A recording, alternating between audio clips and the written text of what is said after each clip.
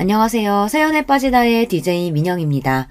오늘도 두 가지 사연 준비되어 있으니 재미있게 들어주시고요. 오늘도 끝까지 함께 해주세요. 그럼 오늘의 사연 함께 만나볼게요. 안녕하세요. 전 이곳 유튜브를 우리 식당 직원이 소개해줘서 처음 접하게 되었어요. 이제는 저도 브레이크 타임에 꼭 찾아와 들을 정도로 애청자가 되었습니다. 그런데 제 개인사를 조금 알고 있는 그 직원은 사장님도 여기에 사연 보내보세요 하고 자주 이야기를 했습니다. 처음에는 남부끄럽게 어떻게 이렇게 많은 분들이 보는데 내 사연을 보내나 싶었죠. 그런데 제가 살아오면서 별의별 일들을 겪기도 했고 왜인지 점점 저도 제 이야기를 써보고 싶은 마음이 불쑥 생겨나더군요.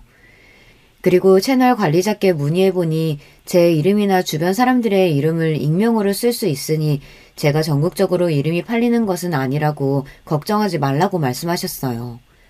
그래서 제 이름부터 가족들의 이름은 제가 만들어낸 가짜 이름임을 미리 말씀드립니다. 이제 조심스럽게 제 이야기를 시작해보려고 해요. 저는 올해에 만 51살이 된 1973년생의 김수연이라고 합니다. 지금 서울 금호동에 거주하고 있는 요리를 사랑하는 여자입니다. 제가 요리를 사랑하는 사람이라고 말씀드릴 수 있는 이유는 제 어린 시절로 거슬러 올라가야 할 것 같은데요. 우리 집은 늘 음식 냄새가 진동하는 집이었습니다. 우리 엄마는 종갓집 맏며느리로 천상 여자 같은 얼굴과 작은 어깨를 하고 조근조근한 말씨를 가진 여성이었어요. 하지만 종갓집 며느리로서 집안의 대소사를 모두 지휘하며 치르는 모습은 마치 장군과 다르지 않았습니다. 돌아가신 할아버지의 환갑잔치 때는 본가에 가서 종친회 등 손님 200분께 엄마가 손수 차린 음식을 대접해드린 기억도 있어요. 모든 어르신들이 우리 엄마를 칭찬하고 역시 김간의 맏며느리라고 치켜 세워주셨어요. 생선을 좋아하시는 할머니와 아빠를 위해 매 끼니마다 생선을 5마리씩 구우시는 일까지 힘든 내색 없이 뚝딱뚝딱 해내셨죠. 우리 엄마는 요리뿐 아니라 먹음직스럽게 상을 내어내는 일도 신경을 쓰셨어요. 어떤 식재료는 금속과 맞지 않는다는 이유로 그에 맞는 접시를 고르시고 음식의 맛과 영양 그리고 담음새까지 모두 허투루 하지 않는 분이었습니다. 서당께 3년이면 풍어를 읊는다고 저도 어깨너머로 엄마의 입맛과 손맛을 익히는 것은 어렵지 않았어요. 무엇보다 음식을 사랑하고 음식을 하는 과정 자체에 대한 애정을 느꼈기 때문에 제 진로는 어쩌면 당연하게 어렸을 때부터 정해졌을지도 모릅니다. 제가 태어났을 때부터 우리 부모님은 할머니를 모시고 사셨습니다. 우리 부모님은 딸인 저 하나만 낳고 그 이후로는 임신을 하지 못하셨대요. 그래서 고루하신 우리 할머니는 늘 엄마에게 아들을 낳지 못한다고 구박하셨어요. 네가 우리 집안 대를 끊는구나. 어떻게든 장소 낳아야 하지 않겠어? 저는 왜 우리 부모님이 아들은커녕 그 이후 아이를 갖지 못했는지 자세히는 모르지만 엄마의 말을 들어보면 원인은 아빠였던 것을 눈치챌 수 있었거든요. 그런데 우리 엄마는 왜 죄 없이 할머니의 구박을 받으며 모시고 살아야 했을까 이해가 안 가고 가끔은 그런 엄마가 불쌍해요. 그래도 할머니는 손녀인 저도 밥도 잘 챙겨주시고 아프고 열이 날 때 업어주고 잘해주시는 할머니였습니다. 가끔은 엄마 대신 할머니가 학교 운동회 날 같이 가주시고 동네 마실 다니실 때 어린 저를 데리고 다니며 이쁜 손녀가 있다고 자랑도 하셨어요. 그래서 할머니에 대한 정이 적지 않게 있어요. 하지만 그런 할머니가 미운 날도 있었는데요. 명절이나 제삿날 남자 사촌들은 용돈을 10,000원씩 주시고 저나 여자 사촌들은 5,000원씩 주시는 거예요. 할머니는 왜 여자만 돈 조금 줘? 니나 가신 애들은 나중에 남편 만나서 잘 살 거니까 지금 돈 필요 없어. 라고 말씀하셨어요. 하지만 저보다 할머니에 대한 원한이 크셨던 것은 우리 엄마셨습니다. 시모를 모시고 30년 동안 살다 보니 그 한이 얼마나 크셨을까 싶어요. 그러던 어느 날 천사 같은 우리 엄마가 폭발하신 일이 벌어지고 맙니다. 할머니는 75세를 넘기면서부터 정신이 왔다 갔다 하시면서 치매 증상을 보이셨어요. 치매 증상이 생기면 어린애같이 부엌 한켠에 쉬를 하셨어요. 아무리 성인용 기저귀를 채워도 어떻게든 풀어서 이를 보고야 마셨어요. 이 정도는 귀여운 수준이고요. 이상하게도 며느리인 엄마만 보면 화를 내고 쌍욕을 하시는 거예요. 그리고 예뻐해 주셨던 손녀인 저도 밀쳐내며 네가 내 남편 뺏어갔지 라며 화를 내셨어요. 여자들만 보면 화를 내시는 할머니는 과거에 할아버지 바람 때문에 그러신 건가 하면서 어른들이 이야기하셨지만 문제는 우리 엄마가 그런 할머니를 간병하기가 너무 힘들었다는 거예요. 몸에 손만 대도 이제는 손찌검에 마구자기로 때리는 할머니에게 폭발한 엄마는 며칠 수소문해서 찾은 요양원에 할머니를 모시고 갔습니다. 요양원을 반대하시던 아빠도 무시하고 정말 속전속결로 처리하셨어요. 효자인 아빠도 자신이 혼자 치매인 할머니를 감당할 수 없다는 현실을 이해하셨는지 며칠을 엄마에게 화내고 집에도 안 들어오시더니 이내 백기를 드셨습니다. 이럴 때 우리 엄마를 보면 외유내강의 성격으로 강단이 있다는 것을 새삼 느꼈어요. 그전에는 할머니의 모진 시집살이를 어떻게 다 참고 사실까 싶었는데 한번 마음먹으신 뒤로는 뒤도 돌아보지 않고 해결하셨어요. 엄마는 거기에 더해 매년 8번은 되는 제사를 명절 때만 지내겠다고 아빠와 종친의 어르신들이 모여있는 자리에서 선언하셨어요. 어르신들이 화를 내고 강경하게 반대하시지만 우리 엄마를 꺾을 수는 없었습니다. 우리 엄마는 종갓집 맏며느리 역할을 30년 넘게 해오신 분입니다. 대신할 그 누구도 없고요. 상황이 그러니 결국 엄마의 말대로 많은 집안의 악습들이 바뀌어갔습니다. 고집 세고 효자인 아빠도 이 과정에서 두 손 두 발 다 들고 말았죠. 엄마는 늘 저에게 말씀하셨어요. 넌 효자 남편 만나면 절대 안 돼. 차라리 혼자 살더라도 당당하게 살아. 엄마, 난 결혼 안 해. 결혼하더라도 절대 시모 모시고 안 살 거야. 요양원에 가신 할머니는 몇 년 뒤 79살의 나이로 세상을 뜨셨고 이후 부모님 두 분이서 건강하고 평화롭게 살고 계십니다. 시간이 흘러서 전 서울의 한 대학교의 조리학과를 졸업하고 조리 외식 경영학과 석사 과정까지 수료하였어요. 그리고 나서 본격적으로 요리 연구가로 일하기 시작해서 지금까지 늘 요리하고 연구하는 일과 함께인 인생을 시작합니다. 제 인생에서 일을 하지 않은 적은 아이를 낳고 몸조리를 한 2개월 뿐일 정도로 늘 일을 하고 살았어요. 제가 유명세를 타기 전에는 쿠킹 클래스라고 하는 요리 수업을 주로 했었지만 매달 100만 원도 벌기 어려웠습니다. 하지만 점차 실력을 인정받고 방송에도 몇 번 나간 뒤에는 입소문이 나기 시작해서 쿠킹 클래스는 개설되었다 하면 하루도 안 돼서 수강 마감이 될 정도였습니다. 이렇게 요리 수업이 인기를 얻으니 자연스럽게 수강료도 많이 인상되었어요.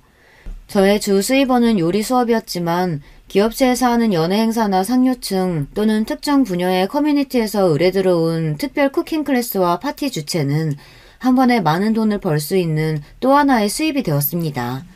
제 경력 10년을 지나고 나서부터는 한 달에 몇 천만 원을 벌 정도로 제 분야에서 성공한 사람이 되었던 것 같습니다. 대학원을 졸업하고 이 업계에 뛰어든 뒤 일만 해온 저는 연애에 딱히 관심이 없었습니다. 남자랑 맛있는 것을 먹으러 다니는 친구들을 이해 못하겠었어요. 제가 직접 맛있는 요리를 만드는 기쁨, 또 그것을 내가 사랑하는 사람이 먹어주는 기쁨, 그것이 제 인생에서 가장 큰 기쁨인걸요. 그래서 이야깃거리도 안 되는 시시한 연애 2번 해본 것이 전부였습니다. 첫 번째는 20일, 두 번째는 3달 정도 만났지만 키스까지도 안 가볼 만큼 설익은 밥 같은 연애였어요. 그런 저에게도 갓 지은 밥처럼 뜨거운 사랑이 찾아오게 되었습니다. 제가 경력 3년차로 한참 바쁘게 일하던 중 어떤 식품회사 신제품 연구에 참여한 적이 있었어요. 그리고 그 제품이 출시되어서 홈쇼핑 광고를 타게 되었죠. 홈쇼핑에서 그 제품이 보다 맛있고 정갈하게 보이기 위해 세팅도 보고 여러 가지 체크할 것이 있어 저는 그 방송 촬영 현장을 몇 번 가야 했습니다. 그러다가 그 홈쇼핑 방송 PD 김태식 씨를 만나게 되었어요. 이러면서 PD나 방송 관계자들을 몇 번 만나본 적은 있었지만 태식 씨는 조금 다른 느낌이었어요. 방송 일할 때는 다들 날카롭고 큰소리 빽빽 지르며 바쁜 현장이라서 이 사람이 남자인지 여자인지 구분 안 가는 것도 일반적입니다. 하지만 태식 씨는 처음 만났을 때부터 제게 악수를 권하고 천천히 악수하며 제 눈을 오랫동안 바라봤어요. 그리고 낮은 톤의 목소리로 다정하게 여러 가지 체크할 사항들을 정리해서 알려주었습니다. 두 번 정도 태식 씨와 일을 하면서 인간적인 호감을 느꼈지만 그렇게 지나가는 인연인 줄로만 알고 있었어요. 하지만 그 이후로도 태식 씨는 제 핸드폰으로 매일 아침 저녁으로 문자를 하고 쉬는 시간에 전화를 했어요. 누군가가 아침에는 굿모닝 잘 잤나요 공주님, 밤에는 굿나잇 오늘도 하루 종일 많이 보고 싶었던 그대, 이렇게 간질맞게 문자를 꾸준히 보내는 것이 기분이 썩 나쁘지 않았어요. 태식 씨는 저를 처음 본 순간부터 결혼해서 같이 사는 모습이 그려졌다며 저에 대한 사랑을 계속 어필했습니다. 이렇게 남자가 적극적으로 구애해온 적이 처음이라 낯설기는 했지만 인간적으로 호감이 있던 남자가 계속 연락을 잘해주니 저도 모르게 마음이 열렸어요. 태식 씨는 저보다 1살 많은 남자였고 우리가 데이트했던 때에 이미 30의 나이였어요. 저를 너무 사랑해서인지 두 번째 데이트 때 영화를 보며 자꾸 제 손을 잡으려고 하는 것입니다. 전 연애를 잘 안 해봤기에 부담스럽다고 이야기를 하니 태식 씨는 자제해 주더라고요. 하지만 다음 데이트할 때 드라이브를 하러 양평에 나갔을 때의 일이었어요. 호스가 한 카페에서 커피를 마시고 나서 차에 탔는데 왜인지 태식 씨는 시동도 걸지 않고 가만히 호스만 바라보고 있는 거예요. 태식 씨 무슨 일 있어요? 내가 아무래도 수연이를 너무 사랑하나 봐. 이렇게 한마디를 하고는 제비같이 빠르게 제 입술을 훔쳤습니다. 처음에는 가벼운 뽀뽀를 했어요. 저는 좋아하는 사람과 첫 뽀뽀라서 가슴이 콩닥거리면서도 수줍어서 아무 말 못하고 가만히 있었는데 몇 초 지나지 않아서 태식 씨는 더 적극적으로 제게 다가왔어요. 이번에는 흔히 말하는 딥키스이기도 했고 너무 오랫동안 거기에다가 태식 씨 손이 어느 순간 제 몸을 더듬고 있는 것이 아니겠어요. 그 손길에 너무 놀라서 안 돼 소리치고 태식 씨를 밀쳐냈습니다. 제가 강하게 거부하니까 태식 씨는 민망하고 화가 나는 모양인지 차 문을 열고 밖으로 나갔어요. 전 차 안에 앉아서 안절부절 어찌해야 할 바를 몰랐습니다. 태식 씨는 사귀는 남자이고 남녀간에 키스하는 건 자연스러운 일인데 제가 너무 당황해서 태식 씨가 화가 났으니 말이에요. 다행히도 태식 씨는 10분쯤 지나자 차에 돌아와서 저에게 이야기했습니다. 수연 씨, 연애 처음이에요? 설마 이게 첫 키스? 저는 수줍어하며 개미 기어가는 소리로 말했습니다. 네, 저 무서우니까 천천히, 가능하면 결혼하고 나서 스킨십 하면 안 될까요? 요즘 같은 시대에 천연 기념을 처녀시네. 좋아요. 결혼 전까지는 안 덮칠게. 그 뒤로 태식 씨는 최대한 스킨십을 자제하며 저에게 달려들지 않았어요. 저는 이런 태식 씨에 관대하고 저를 아껴주는 모습에 감동했고 결혼할 사람으로 믿어 의심치 않았던 것 같아요. 하지만 순진한 저는 정말 태식 씨가 그런 욕구를 참아준 줄만 알았습니다. 철저하게 감춰진 태식 씨의 더러운 꿍꿍이를 그때는 미처 몰랐으니까요. 친정엄마와 저의 바람으로는 결혼을 천천히 하고 싶었습니다. 요즘은 여자 초혼 나이가 31세던가 그 정도라고 들었어요. 하지만 제 나이가 30이 되던 당시에는 주변에서 시집은 왜 안 가냐, 여자 나이 30대면 임신도 어렵고 애기한테 이상이 생길 수도 있다며 주변에서 결혼 엇박을 많이 하는 시대였어요. 태식 씨와 사귀고 있던 중 아빠도 주변 분들도 결혼 이야기를 많이 하시니 30을 넘기기 전에 결혼을 해야 할 것 같았습니다. 그러다가 성북동에 있는 엄마의 오랜 단골인 남도 음식 한정식 집에서 태식 씨의 부모님과 우리 부모님은 상견례를 갖게 되었습니다. 태식 씨의 아버지는 대기업에 다니다 은퇴하셔서 지금은 소일거리를 하며 집에 계신다고 했습니다. 첫인상이었지만 점잖고 예의를 지키시는 분이시라는 느낌을 받았어요. 그리고 태식 씨 어머니는 조금 체격이 있는 편이고 힘도 좋고 목소리도 짱짱한 분이었습니다. 좋게 말해서 카리스마가 있으시고 나쁘게 말한다면 기가 세다는 인상을 받았어요. 예비 시보는 태식 씨가 고려대 언론정보학과를 졸업해서 방송 PD를 하고 있는 점에 대해 자부심을 갖고 계셨습니다. 우리 동네에서 나랑 우리 아들 모르면 간첩이었어요. 중학교 때부터 항시 전교 1등만 하고 학생회장까지 해가지고 누구나 부러워하는 모범생이었다니까. 그런데 우리 태식이가 그냥 혼자서 공부했느냐? 아니죠. 그건 제가 초등학교 다닐 때부터 철저한 계획표 짜서 학원과 과외를 처바른 덕이에요. 우리 며느리는 저기 경희대 나왔다고 했니? 거기도 충분히 좋은 대학이지. 하지만 아마 혼자 공부했다면 태식이도 그 정도 갔을 거야. 내가 대입 자료부터 컨설팅 학원 상담까지 아주 전략적으로 태식이의 공부 스케줄이며 학원 선생님까지 세팅해준 덕에 얘가 고려대 간 거 아니겠어. 동네 엄마들은 저한테 그렇게 아양 떨면서 좋은 학원 정보 얻으려고 난리라니까요. 그래요, 여보. 그건 태식이도 열심히 공부해서 나온 결과니까 학교 얘기는 그쯤 하고 우리 새아기 얘기 좀 들어볼까요? 시모는 더 자랑하고 싶은데 시부가 우리 부모님의 눈치를 살피며 자기 말을 끊으니 언짢은 기색을 감추지 않았습니다. 시부가 원래 대기업에서 부장까지 하던 사람이 지금은 하는 일 없이 집에서 놀고 있다고 표현했습니다. 아무리 그래도 이런 격식을 차리는 자리에서 자신의 남편을 그렇게 말씀하시니 시모가 좀 너무하다는 생각이 들었어요. 나중에 결혼해서 지켜보니 시모는 뭐든지 자기 뜻대로 하는 성격이 강했습니다. 정말 기가 센 여자였어요. 거기다 사사건건 시부가 하시는 말을 무시하고는 했습니다. 심지어 시부를 뒷방 남자라고 부르며 더 나이가 드신 후로는 뒷방 노인이라고 부르기까지 했어요.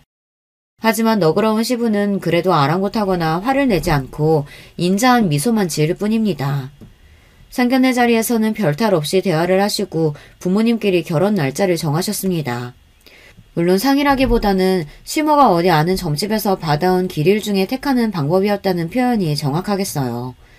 태식 씨와 저는 결혼 준비를 5달 안에 마치고 10월의 가을날 결혼식을 올렸어요. 심접살림은 서울의 신대방동에 있는 20평대 아파트에서 차렸습니다. 태식 씨가 홈쇼핑 PD로 일하면서 받는 월급은 큰 금액이 아니었고 취직한 지 3년 동안 모은 돈이 3천만 원 정도라고 들었어요. 태식 씨는 사람들과 술자리를 좋아하는 사람이었기 때문에 돈을 절약하고 잘 모으는 사람은 아니었기 때문에 시댁에서 주신 돈으로 그 아파트를 마련할 수 있었어요. 그러면서 태식 씨 이름으로 대출도 6천만 원이 있었기 때문에 우리가 열심히 일해서 갚아나가기로 했습니다. 결혼하면 보통 서로의 월급이나 수입을 솔직하게 보여주고 하나로 모아서 관리하는 것이 보통의 부부들이겠죠. 하지만 우리 부부는 경제활동을 하면서 각자 돈을 관리하기로 했습니다. 그리고 집에서 사용하는 공동관리 비용으로 식비나 아파트 관리비나 아이의 교육비 등에 대해서는 일정한 돈을 각자 내기로 했어요. 누가 얼마를 사용했고 용돈은 얼마고 부모님께 용돈을 드리는 금액은 얼마로 하느냐는 그런 일은 서로 다투고 신경 쓰는 것이 싫었기 때문이에요. 그리고 결혼했을 때 제 수입은 월급처럼 일정치는 않지만 이미 태식 씨보다는 많았기 때문에 태식 씨는 능력 있는 와이프를 얻었다며 좋아했습니다. 한편 태식 씨는 늘 홈쇼핑 회사의 PD로 있으면서 자신의 능력을 마음껏 펼치지 못한다며 불만을 갖고 있었어요. 그러더니 결혼하고 얼마 뒤 돌연 회사를 그만두었어요. 태식 씨가 회사를 그만두었다는 이야기를 한 시기는 뱃속에 우리 딸을 임신한 지 4개월이 되었을 무렵이었어요. 다른 PD 몇 명과 함께 영화 드라마 제작사를 차리겠다고 하며 저와 상의도 없이 일을 저질러버린 거예요. 저는 이런 남편이 걱정되기도 했지만 이왕 남자가 사업을 하겠다고 마음먹은 이상 배포와 크게 지지해주기로 했습니다. 그리고 사업을 차리면서 필요한 자금은 제가 결혼 전부터 모은 돈 1억과 친정에서 빌린 1억을 보태주었습니다. 물론 이 돈은 당연히 갚아야 할 돈이었어요.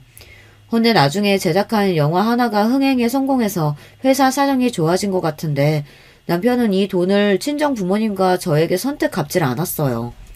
가족이라고 생각해서 천천히 갚으려는 모양이라고 서운한 마음을 애써 달랬습니다.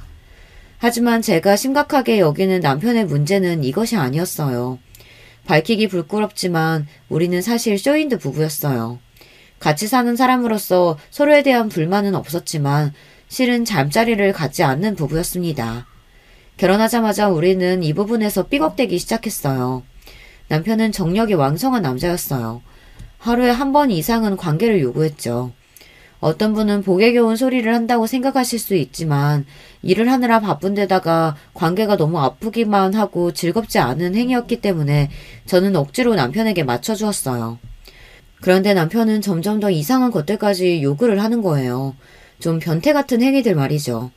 참다 못한 제가 더 이상 이런 관계를 하고 싶지 않다고 딱 잘라 말하고 강하게 거부하기 시작했습니다. 넌 진짜 여자로서 감각이 없냐? 알겠다. 그럼 이제 네가 아무리 외로워해도 나 안 건들 테니까 나한테 뭐라고 하지 마. 남편은 이렇게 말한 뒤로 저를 밤에 건들지도 않았습니다. 대신 밤늦게 귀가하는 일이 다반사였죠. 심지어 외박하는 날까지 있었어요. 남편은 영상 제작사를 하며 술자리나 회식이 자주 있었고 또 그런 유흥을 본인이 즐기는 남자이기도 했어요. 그런데다가 아내가 자신의 그런 욕구를 응해주지 않자 아예 대놓고 밖으로 놔두는 것 같았습니다. 티는 내지 않았지만 밖에서 술집이나 그런 유흥가에서 여자들을 매수해서 욕구를 해소하는 게 아닐까 하는 생각만 해볼 뿐이에요. 물론 지속적으로 만나는 내연녀가 있어서 저에게 들켰다던가 어디서 다른 자식을 만들어 온 적은 없었어요. 그래도 남편이 그러고 다니는 꼴을 보고도 못 본 척, 모르는 척 넘기는 제 속도 말이 아니었어요. 여기 계신 분들이 들으시면 어이없을 수도 있지만 전 어차피 그런 게 부담스럽고 영 싫었기 때문에 처음에는 다른 여자랑 그러고 다니는 남편을 체념하며 받아들였습니다. 왜 그런 남편과 이혼하지 않고 계속 살았냐고요? 남편이 버는 돈이 많아서 제가 이혼하고 혼자 못 살아서가 아니에요. 저라는 여자는 남편과의 부부관계를 가능하면 안 하고 싶어하는 여자라는 것을 뒤늦게 깨달은 이유도 있어요. 그리고 제가 그런 부분을 해줄 수 없는데 너도 수동승처럼 평생 그 짓 하지 말라고 요구하기가 이기적이라는 생각이 들었기 때문이에요. 남편이 분명히 성매매나 유흥업소에서 그런 여자들과 접촉했을 것이 분명한데 다시 살을 섞는 것도 너무 끔찍했기 때문에 그래 너는 그렇게 놀던 대로 살아라 하고 방임한 것도 사실입니다. 하지만 제가 아무리 눈 감아준다고 해도 어느 정도 선을 지키고 그럴 줄 알았죠. 하지만 남편은 이렇게 자기를 봐준 저를 속이고 사람으로서는 못할 짓을 하고 살았다는 사실을 전 15년이 지나서야 알게 되었습니다. 남편과 쇼윈도 부부를 지내면서 제 삶에 낙이 어디 있겠어요. 눈에 넣어도 아프지 않을 제 딸 혜인이와 제 요리 연구가 일이었습니다. 우리 혜인이는 어려서부터 잔병치레도 없이 건강하게 잘 자랐습니다. 그리고 외탁을 했는지 우리 집 여자들의 팔다리가 길고 날씬한 체형을 닮았어요. 거기다 얼굴은 어찌나 조그만지 지나가면 사람들이 모델을 보는 것 같다고 할 정도예요. 혜인이는 어릴 때부터 그림 그리는 일을 아주 좋아했습니다. 저와 달리 요리나 음식에는 아무 관심이 없어 아쉬운 마음도 있었지만 그 아이가 그린 그림을 보면 제 마음이 정화가 될 정도로 좋은 재능을 갖고 있었어요. 이렇게 재능 있는 아이를 쫓아다니며 뒷바라지를 해야 하는데 그 시모의 자랑처럼 말이죠. 저는 그런 엄마가 되어주지 못했습니다. 유명세를 타면서 제가 하는 일이 너무 바빠졌기 때문입니다. 제 일을 사랑하는 데다가 나를 찾는 고객들이 늘어나는 일은 분명 감사한 일입니다. 그렇지만 제 딸아이에게는 참 미안한 엄마죠. 다행히도 바쁜 엄마를 대신해서 친정엄마가 혜인이를 돌봐줬어요.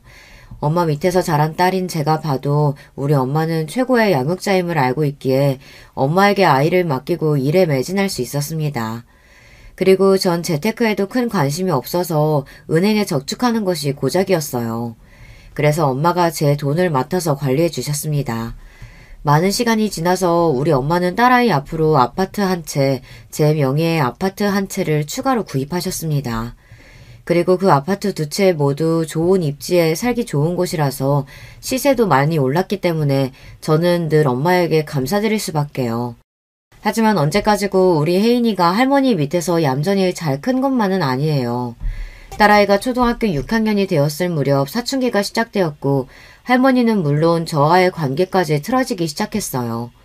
말도 안 하고 제 방에 들어가서 방문을 걸어 잠그고 밖으로 잘 나오지도 않았습니다. 아무리 대화를 해보자고 얘기해도 소용이 없었어요. 가정식 요리 전문가인 저는 어디에서나 늘 가족 간의 정을 나눌 수 있는 한 끼에 대해 강조했으면서 정작 내 하나뿐인 딸에게는 밥을 차려주고 마주 앉아 함께 이야기 나누는 날이 부족했던 것을 고백합니다.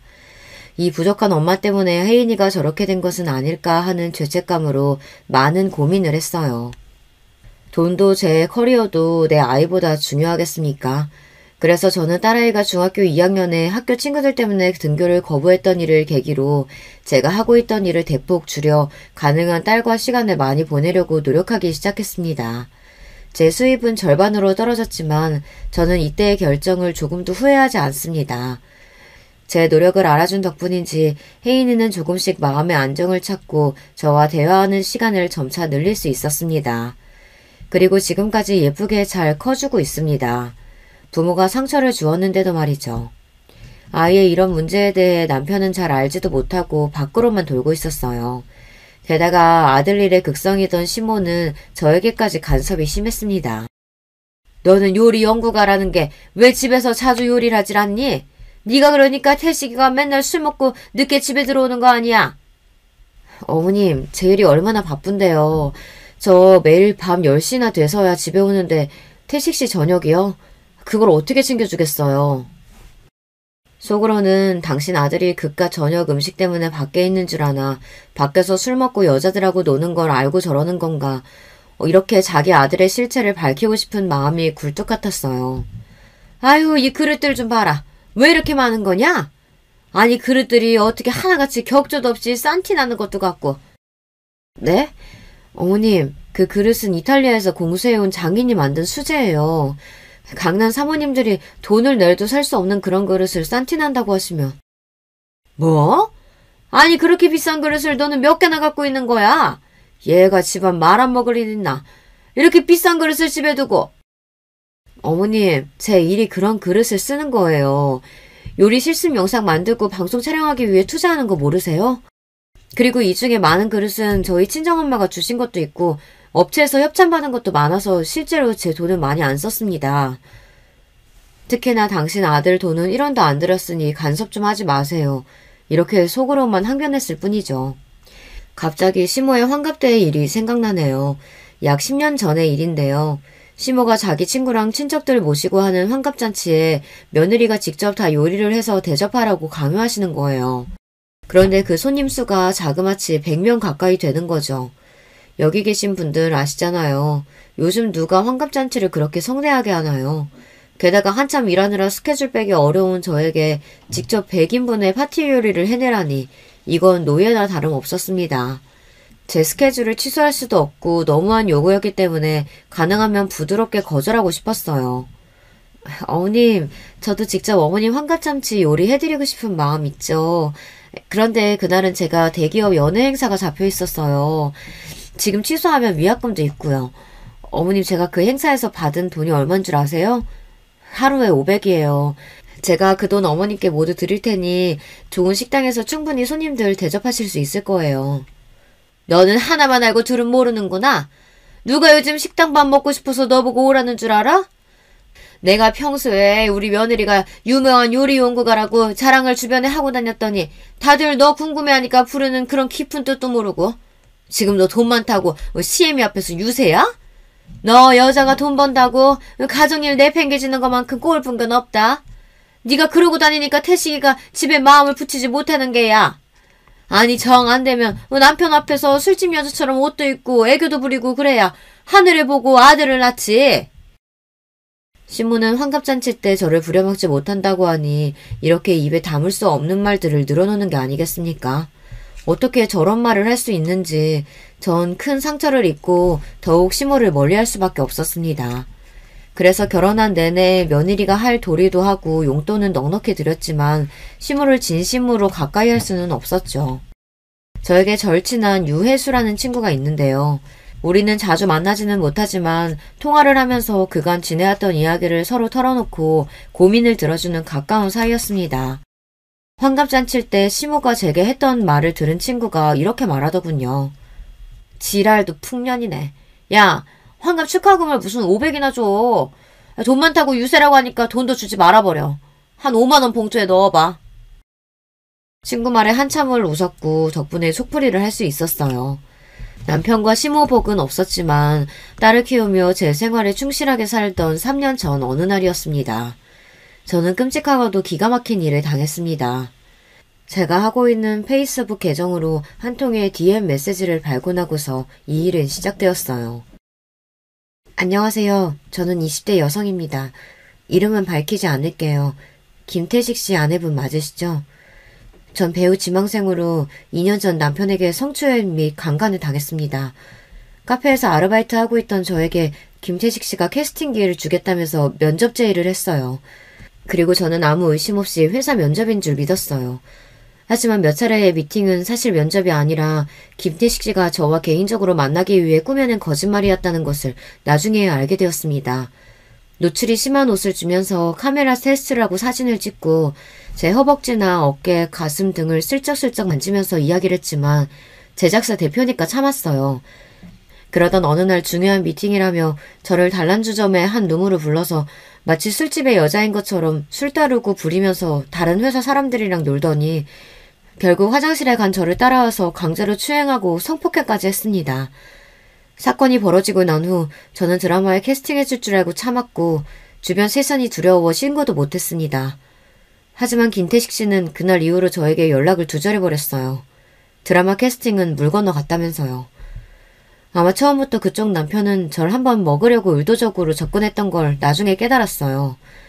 어디에 호소도 못하고 괴로워하다가 작년에 경찰에 신고했지만 증거 불충분으로 사건은 빠르게 김태식 씨의 혐의 없음으로 수사가 끝나버렸어요. 그리고 김태식 씨는 합의금 2천만 원을 내밀고 조용히 무마하자고 이 업계에서 조금이라도 일하고 싶으면 자기랑 안 좋게 끝내서 좋을 게 없다고 저를 협박했습니다.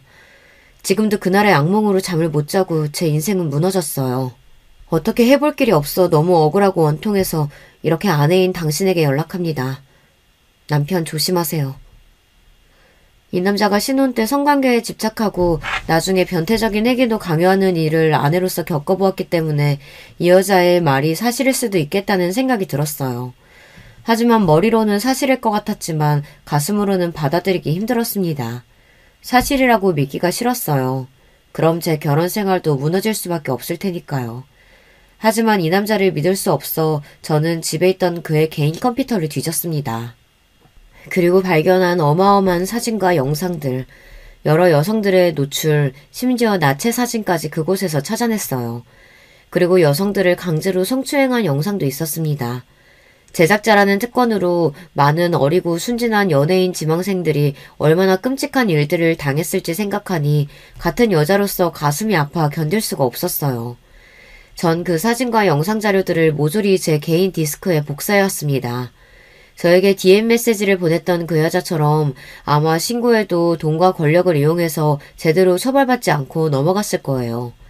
그러니 아직까지도 저렇게 아무렇지 않게 살고 있겠죠. 언젠가 이 추악한 성폭행범을 처단하기 위한 결정적인 증거로 사용하기 위해 남편에게 비밀로 하고 몰래 감춰두었습니다. 저는 남편과 친한 다른 제작사 PD인 인섭 씨와 친분이 있었습니다. 인섭 씨는 결혼 전 남편과 같은 홈쇼핑에 있었고 저와도 일적으로 만난 적이 있어 남편만큼이나 오랜 인연을 갖고 있었죠. 그리고 사람 속을 잘은 모르겠지만 이 사람은 그래도 남편과 달리 양심적이고 착한 사람이라고 생각해왔어요. 인섭 씨에게 중요한 할 말이 있다고 불러내서 회사 앞 인근의 커피숍에서 만났습니다. 인섭 씨, 내 남편에 대해 모든 걸 다 알고 왔어요. 이미 그 나쁜 놈이 여자애들한테 무슨 짓 하고 다녔는지 대강 알고 왔으니까 아는 대로 솔직히 모두 얘기해주세요. 인섭 씨는 잠시 심각한 얼굴로 망설이다가 이내 남편이 해온 일들을 제게 털어놓았습니다. 남편은 자신의 제작사에서 런칭할 새로운 작품의 여주인공을 찾는다면서 인스타나 페이스북 계정 등 SNS를 통해서 예쁘고 어린 여자들에게 연락을 했다고 합니다. 마치 사냥감을 찾듯이 이 일을 즐기고는 했다네요. 그렇게 걸려든 몇 명의 여성들에게 프로필 사진과 연락처 등을 보내라고 했고 심지어 여고생에게도 나체 사진을 스스로 촬영해 자신에게 보내도록 지시하기까지 했다네요. 적어도 10명 이상의 여자들은 이런 방식으로 알게 되었고 성매매를 하거나 성추행했을 거라고 했어요.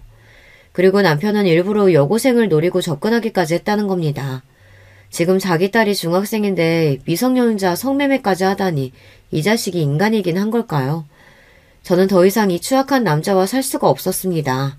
그리고 이 일을 시모와 시부 모두에게 알려야 한다고 생각했어요. 주말 저녁 남편과 시부모님 식사 한번 대접해드린다는 핑계로 3명을 불러 모았습니다. 너무 창피하고 긴밀한 이야기를 할 예정이었으므로 믿을 만한 식당에 가야 했어요. 우리가 상견례를 치렀던 단골 한정식집 사장님께 부탁해서 가장 안쪽에 조용한 룸을 예약하고 기다리고 있었습니다.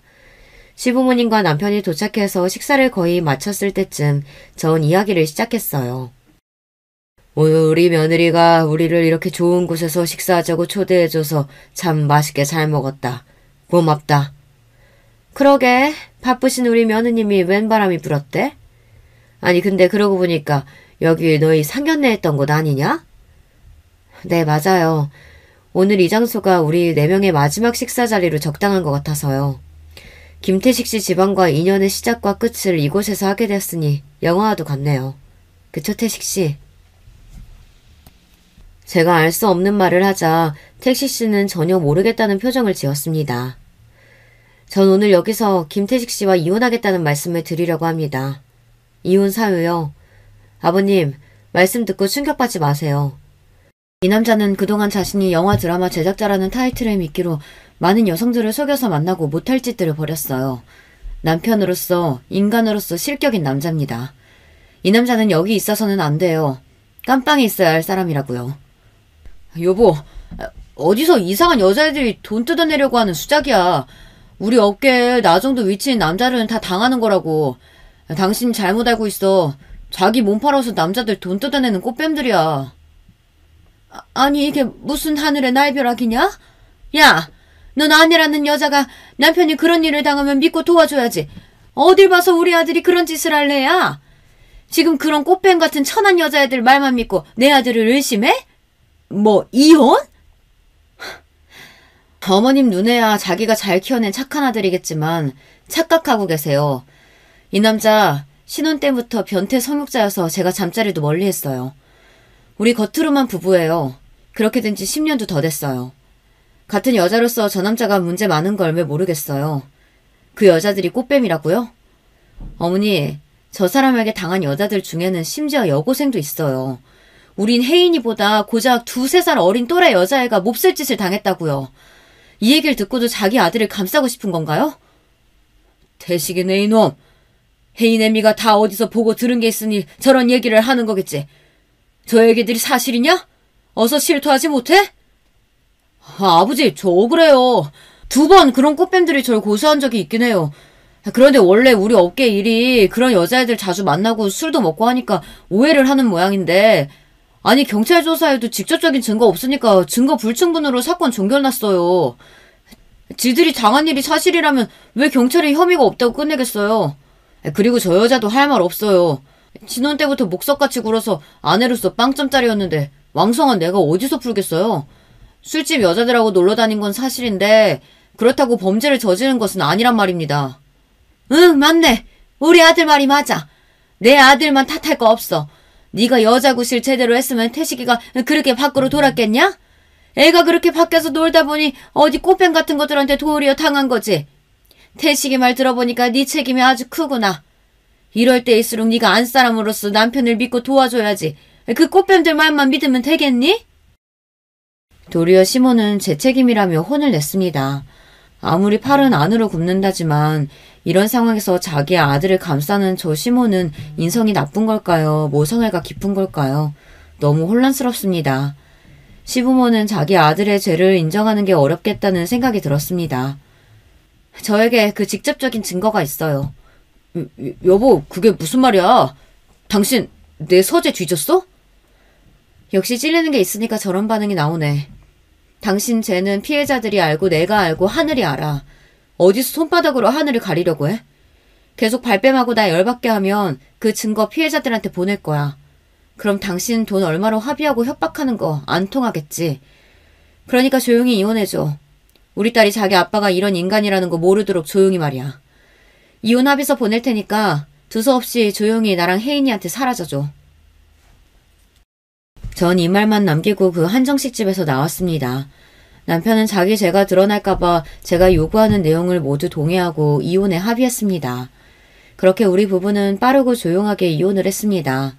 우리는 경제적으로 독립되어 각자 관리했기 때문에 남편이 해온 신대방동 아파트는 남편이, 지금 살고 있는 양재동 아파트는 제가 마련했기 때문에 제가 갖기로 했습니다. 친정엄마가 관리해온 저의 재산들은 남편과 시댁에 귀여운 바도 없고 알지도 못했기 때문에 지킬 수 있었어요. 만약 이를 시모와 전남편이 알았더라면 어떻게든 분할 청구를 하려고 들었겠죠. 재산 분할과 이혼 과정은 깔끔했지만 우리 딸이 받은 마음의 상처는 어떻게 해줄 수가 없었습니다. 원래 밖으로 놔두는 아빠에 대한 애정이 많지도 않았고 신뢰하지도 않았던 우리 딸은 눈치상 아빠가 뭔가 큰 잘못을 했다는 것을 아는 것 같았어요. 제가 딸의 양육권을 가져오기도 했지만 아니었다고 해도 딸은 아빠에 대한 증오심으로 아마 함께 살 수 없었을 겁니다. 딸은 아빠 때문에 심한 남성 혐오를 갖게 되었어요. 전 딸에게 늘 말합니다. 세상에 좋은 남자가 얼마나 많은데 니네 아빠 하나 보고 혼자 사는 건 바보야. 엄마가 바보라서 그런 남자랑 결혼해서 날 낳은 거 아니야? 난 그런 불행을 반복하고 싶지 않아. 라며 아직도 비혼주의를 고집하고 있어요. 전 이혼하고 난 뒤 요리 연구가의 일을 대부분 정리했습니다. 제가 유명해지면 질수록 전 남편에게 당한 여성들의 연락을 더 많이 받게 되겠죠. 이혼했다지만 그러고 싶지 않았습니다. 저는 친한 친구 혜수와 함께 한정식집을 차렸습니다. 제가 음식에 워낙 정성인 사람이고 음식과 격식 있는 상차림 등에 대한 경력이 30년입니다. 우리 식당에서 재료 선정부터 요리 및 서빙까지 하나하나 제가 관리하지 않는 부분은 없습니다.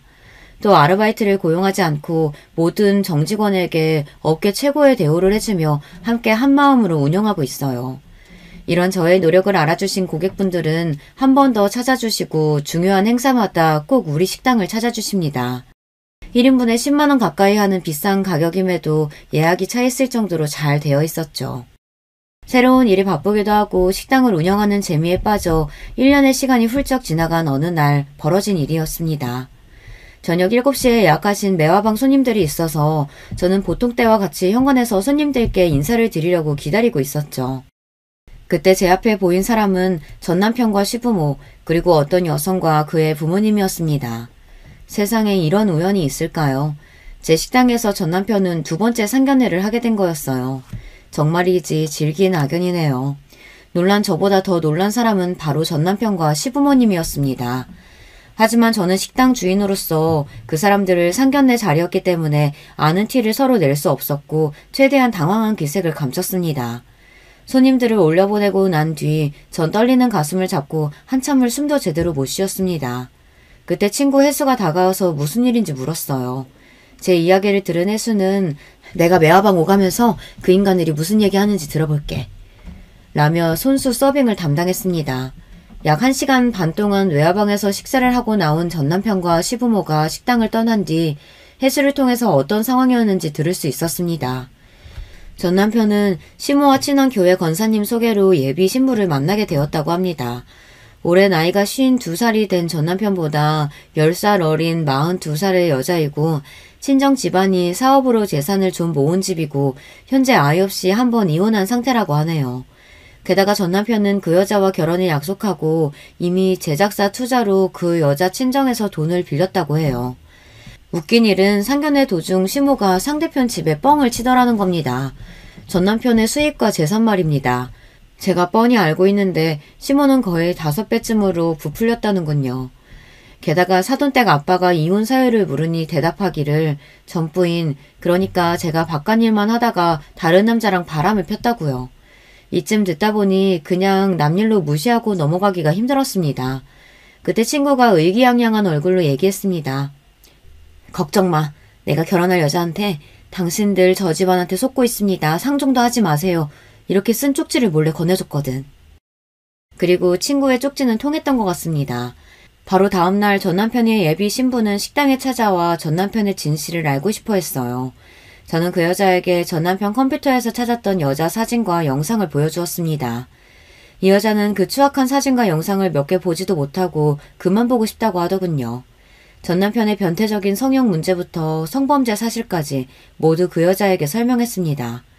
그리고 그 시모가 내세운 재산은 잘못 알고 있는 것이라는 것과 시모도 정상적인 사람이 아니라서 조심해야 할 것이라고 말했습니다. 아마도 그 여자는 전 남편과 그의 집안에 대한 이 충격적인 일을 받아들이기 어려워 보였어요. 처음에는 믿을 수 없다며 눈물을 보이고 부정하더니 그 다음에는 결혼한다고 주변에 다 알렸는데 이런 집안과 엮이다니 하며 화도 내었습니다. 그리고 나중에 떠나기 전에는 저에게 감사의 인사를 했습니다. 자기가 2번 이혼했는데 이번에는 더한 지옥을 경험할 뻔했다고 덕분에 고맙다고요. 제 말을 듣고 간 여자분은 결혼을 파토냈을 것이라 생각했습니다. 그리고 그 예상이 맞았는지 5일이 지나고 전 남편과 시모가 식당에 찾아와서 행패를 부렸습니다. 이 못된 년, 우리 아들 신세 망치게 할 작정인 게야? 조용히 이혼해달라고 해서 조용히 갈라서 줬잖아. 근데 왜 새로 결혼하는 사람한테 못할 말을 해서 파토를 내니? 못할 말이라뇨. 전 하나의 거짓도 보태지 않고 사실만 말했을 뿐인데요. 제 인생도 모자라서 거짓으로 또 한 여자의 인생까지 망치시려고요? 지금 당신이 무슨 짓 한 건지 나 알기나 해? 그냥 결혼만 파토낸 게 아니야. 내가 예전에 있었던 일이고 불송치 처분 났던 일이라 문제 안 된다고 해명해도 무슨 성범죄자라는 식으로 몰아가더니만 그 일을 교회며 주변에 다 알리고 말이야. 그뿐인 줄 알아? 그 여자네 집에서 극대노해서 나를 고소하겠대. 내가 뭐 재산과 범죄 경력 속여서 혼인하고 사업자금 껐다고 말이야. 혼인 빙자 사기죄로 날 감옥에 쳐넣겠대. 네가 다 망쳤어. 네 요리 연구 회사랑 이 식당 다 문 닫게 해줄 거야. 그때 남편 말을 듣고 화가 난 내 친구가 빨간 소쿠리에 한가득 있던 시래기랑 나물 다듬고 남은 쓰레기들을 시모와 전 남편에게 던져버렸습니다. 뭐? 듣자 하니까 니네 같은 인간 말종들한테는 이 나물 다듬고 남은 것들도 아깝다. 계속 여기서 그러고들 있어봐. 내가 이번에는 저기 솥에서 끓고 있는 기름 부어버릴 테니까. 내 친구가 나서니 전 남편과 시모는 얼굴에 묻은 나물 찌꺼기들을 털어내며 급히 식당 밖으로 나갔습니다. 그 뒤로 지금까지 그 추악한 사람들을 만난 적은 없습니다. 제 인생에서 그 남자를 몰아낸 것은 다행이지만 지금 제가 고민하고 있는 한 가지가 있습니다.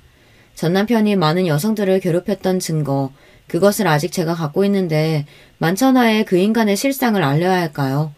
경찰에 전 남편이 성범죄를 했다고 신고를 해야 할까요? 분명히 인간적인 도리로는 그래야 한다고 생각합니다. 하지만 전 이제야 평안함을 찾고 인생을 즐기고 지내고 있는데 다시 그 인간들과 엮일 생각을 하니 너무 두렵습니다. 또 한 가지, 내 딸이 아빠의 추악함을 받아들일 수 있을까요? 이제 가 대학생이 되었다고 하지만 아직도 여리고 상처 많은 어린애일 뿐입니다. 제가 아빠의 범죄 사실을 공개하면 우리 딸은 더욱 상처받게 되지는 않을까요? 구독자 여러분들께서 제 고민에 대한 조언을 주신다면 참고해서 잘 결정해 보도록 하겠습니다. 그럼 저의 기구했던 결혼 사연은 여기에서 끝마치겠습니다. 앞으로 여러분의 인생에 자유와 행복이 가득하시길 빕니다. 안녕히 계세요. 여러분, 두 번째 사연 시작하기 전에 좋아요, 구독 꼭 눌러주실 거죠? 그럼 두 번째 사연 바로 시작합니다. 안녕하세요. 저는 현재 경기도 일산에 거주하고 있는 딸 둘을 둔 엄마이자 중년 여성입니다. 이제는 슬슬 중년이 아니라 장년이라 스스로를 칭해야 하지 않을까 싶어지는 나이가 됐는데요. 쏜살같이 흘러온 세월이었으나 곱씹어보면 그 가운데 정말로 많은 일들이 있었습니다. 제가 태어나서 처음으로 타인을 사랑했던 것이 바로 남편이었어요. 저는 대체로 남들을 대할 때 수더분한 편이었으나 자존감, 자신감 같은 것들이 부족해서 남에게 제가 사랑받을 수 있다고는 생각을 못하며 살아가던 사람이었네요. 어딘가 미묘한 벽을 치면서 살았던 저의 인생에 들어왔던 존재, 남편을 만나서 저는 서서히 변화하기 시작했고 상호 관계가 만들어낼 수 있는 즐거움들을 만끽할 줄 아는 사람이 됐습니다. 남편하고 결혼해서 애들 낳고 살면서 단 한 번도 불행하다고 생각해 본 적이 없었네요. 그러나 이런 저희 가정을 하늘이 시기 질투라도 했던 것인지 별안간 마른 하늘에 날벼락이 내려쳤습니다. 남편이 화를 당한 것이었어요. 재수씨, 지금 봉원이가 공장 현장에서 사고를 당해서 병원에 실려갔다고 합니다. 재수씨 지금 애들하고 댁에 계신 거 맞죠? 이 시간에 택시 잡기도 힘들고 병원 가실 수단이 마땅치 않으실 것 같아서 일단 제가 댁으로 가고 있거든요. 얼른 채비하세요. 예? 저희 애들 아빠가 사고를 당했다고요? 오늘 평소보다 귀가가 너무 늦어지고 있다고는 생각하고 있었는데 안 그래도 이래저래 많은 생각이 들던 참이었는데 설마 크게 다친 건 아니죠? 남편과 함께 한 공장에서 근무를 하고 있었던 분께 연락을 받았던 그때까지만 해도 저는 한치 앞일을 모르고 있었던 거예요. 그분도 마찬가지였죠. 설마 병원에 도착했을 때 제 남편이 이미 세상을 떠난 뒤일 거라고는 상상조차 할 수 없었으니까요. 남편을 보자마자 제가 정신을 잃었네요. 링거 꽂힌 팔을 하고서 1시간 뒤였나 눈을 떴을 때는 허무하게도 남편의 죽음을 금방 인정하게 됐어요. 왜냐하면 정신을 차린 제 두 눈에 들어온 얼굴들, 바로 제 두 딸이었기 때문입니다. 저는 어린 딸들을 부둥켜 안고 그때서야 오열을 했습니다. 너무 억울했어요.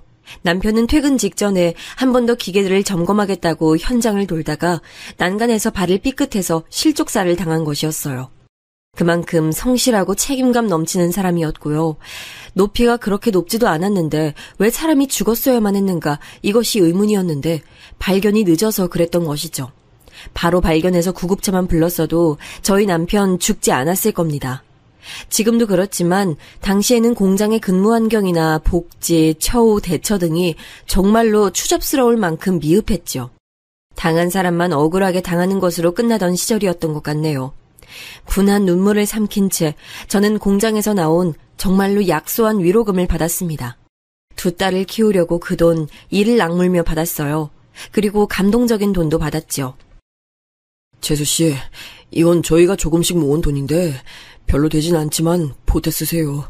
봉원이 녀석 얼마나 꼼꼼했는지 저희도 잘 알거든요. 그러니까 반드시 하늘에서 재수씨랑 애들이 잘 사나 안 사나 지켜볼 겁니다. 봉원이가 살펴봐 줄 테니 재수씨도 마음 든든하게 잘 사십시오. 이런 걸 따로 받을 줄은 생각도 못했는데. 감사해하며 살게요. 애들 아빠가 그 공장에서 운은 없었지만 인망은 있었네요. 이 점이 제가 살아가는 데 있어서 큰 위로가 될 것 같아요. 인망 좋았던 남편을 떠올리고 기리며 저도 그렇게 계속 살아나가겠다는 결심이 섰어요. 그런데 제 남편이 떠났는데 이걸로 제 친정 식구들이 싸웠습니다. 제가 집에서 늦둥이 망대인데 제 위 형제들이 그러더라고요. 남편도 이런 애가 앞으로 부모님 모시고 살면 얼마나 좋아? 막내가 애교 떨면서 부모님 안 모시면 대체 누가 모시냐? 안 그래? 그래, 맞지. 우리 다 형편 어려운 건 매한가지인데 우리 막내는 어린애들만 있으니까 그나마 낫지 않아? 부모님 보고 손주들 보시라 그러고 자기는 돈 벌러 나가면 되잖아. 딱이네. 제 의사는 묻지도 않고 자기들끼리 의견 주고받은 언니 오빠들을 보면서 심장이 차갑게 식더라고요. 나이 지긋하게 드신 친정 부모님마저도 아무도 그런 모습을 나무라지 않고 될 대로 되라는 식으로 뒷짐만 지고 계시는 반응에 저는 더 이상 친정 식구들과 왕래하며 살지 않기로 다짐했습니다. 제가 인간관계에 소극적인 사람으로 자라났던 이유, 친정 식구들의 영향이 반드시 있었을 거예요. 그리고 친정 식구들이 늘 각박하고 급하고 구질구질하고 이런 건 다 돈 때문이라고 생각했습니다. 저희 집 찢어지게 가난했어요. 옛날부터 그랬습니다. 오랜 가난이 학습되면서 마음의 여유를 온전히 잊은 친정 식구들, 그들의 진면목을 다 알고 있다 생각하며 살아왔으나 제 남편의 죽음 앞에서도 천박하게 나오는 모습을 보며 정이 떨어졌네요. 그래서 친정 부모님 곁이 아니라 시부모님 곁으로 이사를 가게 됐어요. 참고로 남편은 3남매였습니다. 첫째인 남편, 둘째는 딱 1살 터울의 시누이, 막내 아들이 시동생이었죠. 시동생은 예전부터 멀리 타지에 나가서 일을 해왔던 터라 제가 잘 보지 못하고 지낸 인물이었고요. 형제 사이는 보통이었던 것 같아요. 남편하고 주기적으로 시동생이 연락을 종종 했었죠. 그런데 시누이하고 시동생 사이가 별로 안 좋았어요. 남편의 허망한 죽음 이후 진이 다 빠져 계셨던 시부모님께서는 제가 근방으로 이사를 가서 찾아뵀을 때 이런저런 대화를 나누시다가 희미하게 피식 웃어 보이셨어요. 시어머니께서 이렇게 말씀하셨죠. 부모가 잘 타이르고 혼도 내고 그러면서 중재를 했어야만 했는데 그걸 못해서 이날 이때까지 이렇게 끌고 온 셈이지. 다 부모 잘못이다. 남매 사이가 어찌 그렇게 쌀쌀 맞을까. 그런데 이제 우리 집안 대들보 장남이 떠나버렸으니 나머지 둘이서 잘 붙어서 사이좋게 살아볼는지 어쨌는지. 너도 기억하려무나. 아무리 그래도 생판 남보단 가족이라는 울타리가 최고야. 네, 그렇죠. 저도 그 지역을 너무 빨리 벗어나고 싶었는데 만약 아버님 어머님께서 이쪽으로 오라고 애들 학교 보내기에도 좋다고 그렇게 말씀 안 해주셨다면 어디로 가야 할지 몰라서 방황 많이 했을 거예요. 덕분에 이사 잘 올 수 있었어요. 두 분께 감사드려요. 제가 시댁이 있는 지역으로 이사를 하고 나서 알게 된 점이 있었는데요. 시동생이 건강이 안 좋아서 일을 쉬고 있었다는 사실입니다. 어쩐지 장례식에서도 왠지 직장 휴가 얘기라든지 그런 것들을 너무 일절 말을 안 한다고 생각하긴 했었어요. 그런데 일을 쉬고 있다는 배경이 있었던 것이지요. 병원에 가서 검사를 해봤지만 별다른 이상은 없었다네요. 그래서 피로 누적이라고 잠정 결론을 지어놨고 일단은 일을 쉬는 참인 듯 했어요. 대략 제가 눈치로 여기까지 파악을 했을 때 동서와 따로 만나서 잠깐 시간을 보냈는데요. 굳이 시동생 이야기는 꺼내지 않았어요. 동서가 먼저 꺼내면 모를까 제가 괜히 오지랖을 부려서 마음 상하게 만들까봐 가만히 있었네요. 원래 제가 동서하고 접점이 딱히 없는 사람이었어요. 만날 건수가 워낙 없었으니까요. 그런데 이때 만나서 이런저런 대화를 나눠보니 편안했고 왠지 잘 맞는다는 느낌을 받았습니다. 형님, 이렇게 아무 날도 아닌데 형님 뵙게 돼서 신기하고 좋아요. 형님만 괜찮으시다면 종종 뵈면서 지내고 싶어요. 나야 당연히 괜찮지. 일단 돈을 빨리 벌어야 하니까 일자리부터 찾고 나서 내가 동서한테 언제 시간 나는지 알려줄게. 우리 다음에 만나서 커피 한잔하고 그러자. 저는 딸만 둘인데 반해 동서는 아들만 둘이었어요. 딸도 힘든데 아들이라니 그 육아가 쉽지 않을 거라는 건 짐작하고도 남음이었네요. 저는 급한 대로 선물용 종이상자 접는 단순 업무 일부터 하면서 돈을 벌기 시작했습니다. 동서는 당시에 미용 일을 하고 있었어요. 원래 결혼 전에는 사무 격리 일을 했던 것으로 아는데 아마 기술이 있어야 불안하지 않을 것 같아서 미용을 배우기 시작한 것으로 제가 알고 있었네요. 그러던 어느 날 시동생의 건강이 안 좋다는 그 불안감을 안고도 꿋꿋이 열심히 일상을 살아가던 동서에게 슬픈 소식이 날아들었습니다. 건강 상태가 계속 안 좋자 시동생이 서울로 가서 각종 검사를 다 받아봤던 거예요. 그리고 암 판정을 받았습니다. 3기에서 4기로 넘어가는 단계였다고 해요. 동서가 너무 걱정이 돼서 차마 위로의 말도 쉽게 못 전하겠더라고요. 그 충격이 가늠되지도 않아서 이걸 어쩌나 싶어서 발만 동동 구르고 있을 때 그야말로 비극적인 일이 닥쳤습니다. 시아버지께서 시동생보다도 먼저 돌아가신 거였죠. 비관에 빠져 극단적인 선택으로 세상을 뜨실 줄은 상상도 못했습니다. 저희 다 충격을 받고 시어머니는 아예 혼절하시고 난리도 아니었습니다. 동서는 애써 정신을 다잡고 시동생이 마음 약해지지 않도록 힘쓰고 있었고요. 어느 날 시간 내서 시동생이 있는 병원에 가봤다가 마주한 동서의 초췌한 모습이 참 안쓰럽고 마음이 아프더라고요. 동서 집안도 형편이 좋지는 않았으나 제 친정보다는 훨씬 사정이 나은 것으로 그렇게 알고 있었는데 동서의 집안 식구들이 아무도 병원에 와보지 않는 것 같아서 묘한 씁쓸함을 느꼈습니다. 원래 시동생은 치료받는 것에 부정적인 입장이었던 것 같은데 동서의 끈질긴 설득 끝에 결국 뜻을 바꿨던 듯 싶어요. 아마 시동생은 수술 받는 게 무섭고 수술비 청구될 것은 더 무서웠던 거겠죠. 제발 시동생이 무사히 건강을 되찾기를 간절하게 바랐으나 또 한 번 마른 하늘에 날벼락이 무섭게 쳤습니다. 치료를 시작하자마자 시동생이 부작용 증세를 보였고 갑작스레 세상을 떠난 거예요. 이게 한마디로 돈은 돈대로 나가고 사람은 떠나버리고 그런 비극적인 상황이었습니다. 위로의 말이 잘 안 떨어져서 저는 동서의 어깨를 잡고 눈물만 줄줄 흘려댔죠. 원치 않게 너무나도 일찍 남편을 잃은 그 아픔, 또한 그 남편들이 서로 형제지간이었으니 그 순간 세상에서 서로를 위로할 수 있는 건 저희 둘뿐이었을 거예요. 시동생이 떠난 뒷자리를 정리하고 난 뒤 시누이는 시댁을 정리하며 시어머니를 모시고 갔습니다.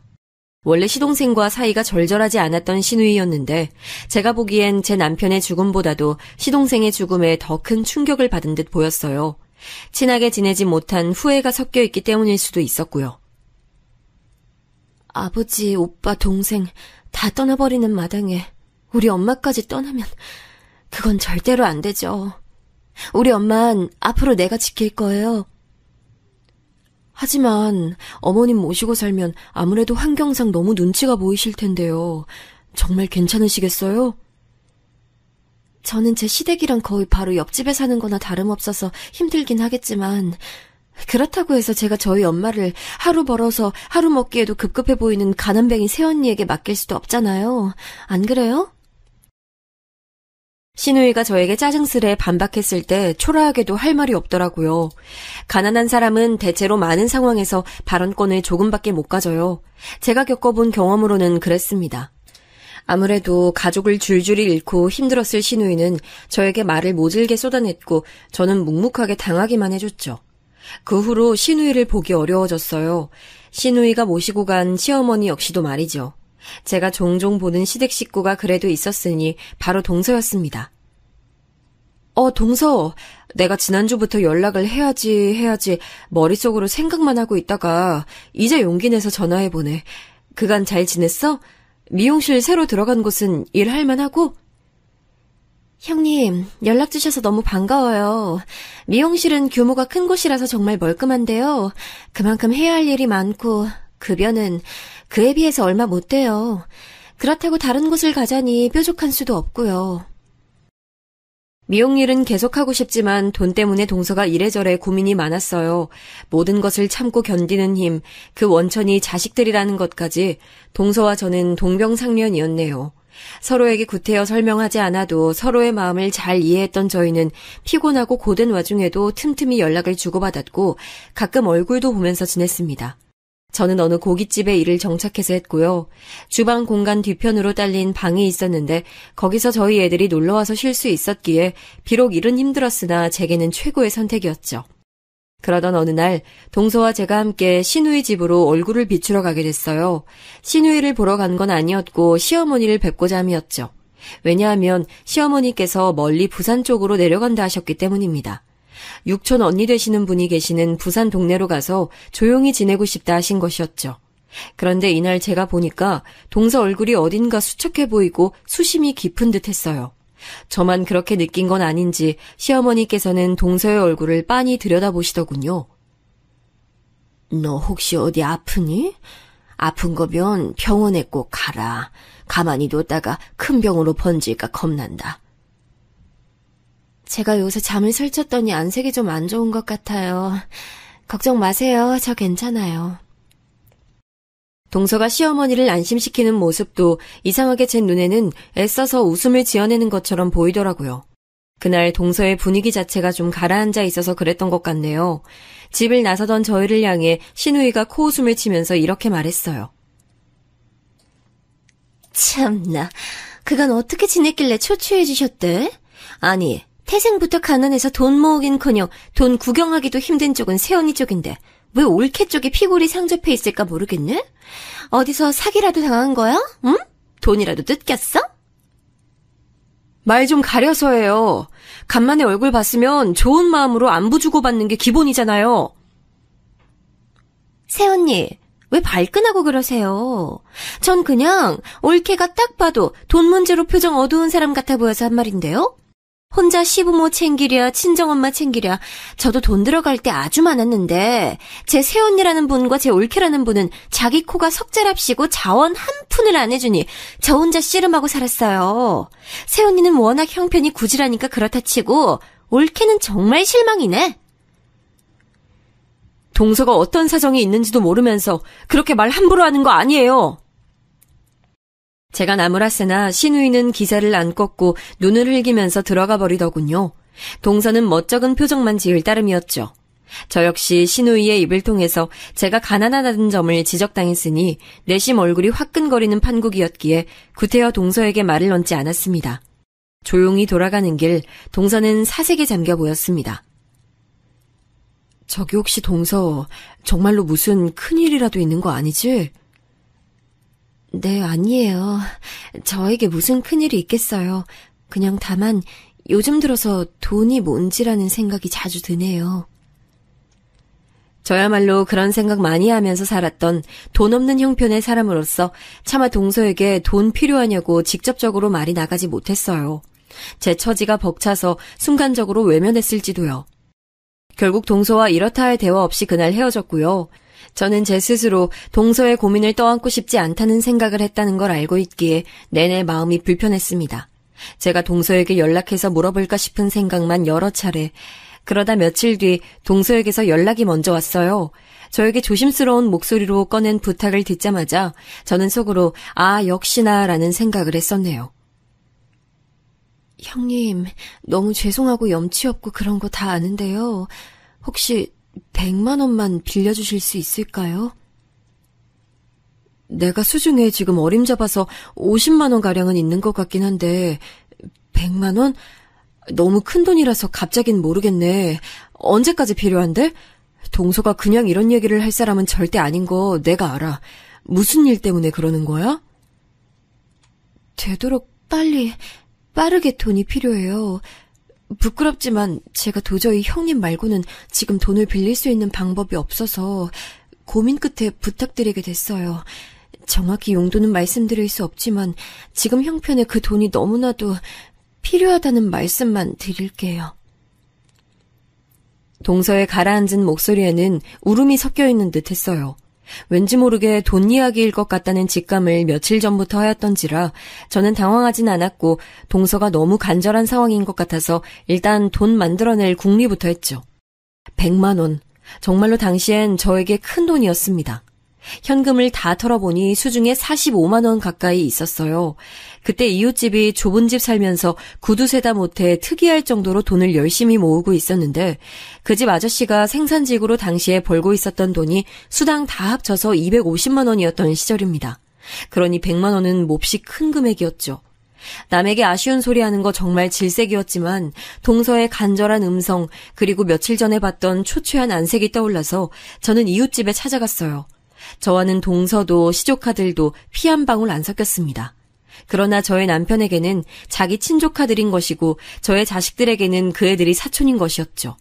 저는 결국 이웃집의 문을 두드리고 말았습니다.